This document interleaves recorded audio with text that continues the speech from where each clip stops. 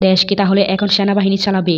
এই প্রশ্ন এখন অনেকের মনে এবং এটা নিয়ে এক ধরনের বিতর্ক চলছে বাংলাদেশে। প্রত্যেকটা মানুষের মনে এসব ছাত্রলীগ বাদে সবাই এখন উল্লাসে ভাসছে। শেখ হাসিনার পদত্যাগ ঘটিয়ে সবাই যেন এক অন্যরকম আনন্দে মেতে উঠেছে। এটা হওয়াটাই স্বাভাবিক। কিন্তু এর মাঝে একটা বিষয় নিয়ে অনেকের কপালে ভাঁজ আছে। তাহলে পরবর্তী ক্ষমতায় আসবে কে? সেনাবাহিনী?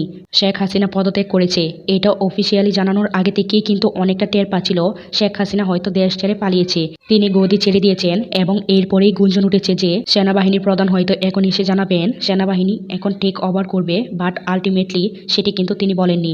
বরং তিনি 3টা 50 মিনিটে তার বক্তব্য শেষ করেন এবং সেখানে বাংলাদেশের সেনাবাহিনীর প্রধান ওয়াকারুজ্জামান জানান তারা রাজনৈতিক নেতাদের সঙ্গে বৈঠক করেছেন এবং গভর্নমেন্ট ফর্ম অর্থাৎ অভ্যন্তরীণ সরকার গঠন করবেন এবং সেই সাথে খুব দ্রুত মহামান্য রাষ্ট্রপতির কাছেও যাবেন। তারা এখন অন্তর্বর্তী সরকার। অ্যাকচুয়ালি অনেকে হয়তো জানে না অন্তর্বর্তী সরকার মানে কি। বিষয়টা এমন না যে সেনাবাহিনীর হাতে ক্ষমতা চলে যাবে, এটা নিয়ে অনেকেই একটু ভুল বুঝছে। অ্যাকচুয়ালি অন্তর্বর্তীকালীন সরকার আমাদের দেশে এর আগে কখনো গঠন করা হয়নি, তবে এটা সরকার গঠন করা হয়েছে, বাট অন্তর্বর্তী সরকার নয়। এখানে বিভিন্ন রাজনৈতিক দলের প্রতিনিধিরাও অংশগ্রহণ করেন। তবে এই বিষয়টা সামনে আসার পর অনেকেই বলছেন ছাত্র জনতা প্রতিনিধিদের সঙ্গে কথা না বলে কোনো রকম সিদ্ধান্ত আসলে সেটা আর মেনে নেওয়া যাবে না। যেমন মঞ্জুরার মতিন তিনি জানিয়েছেন ছাত্র জনতার নেতৃত্বে এই যুদ্ধ সফল হয়েছে, কোনো রাজনৈতিক নেতৃত্ববৃন্দের নেতৃত্বে না, আলোচনা হতে হবে ছাত্র জনতার প্রতিনিধিদের সাথে। তবে এখানেও একটা সুখবর হচ্ছে, ডক্টর আসিফ নজরুল স্যার যিনি ছাত্র জনতার একজন বিশিষ্ট অভিভাবক, তিনি কিন্তু এই মিটিংয়ে ছিলেন এবং তিনি নিজেই ফেসবুক ভিডিওতে এসে কিছু কথা বলেন,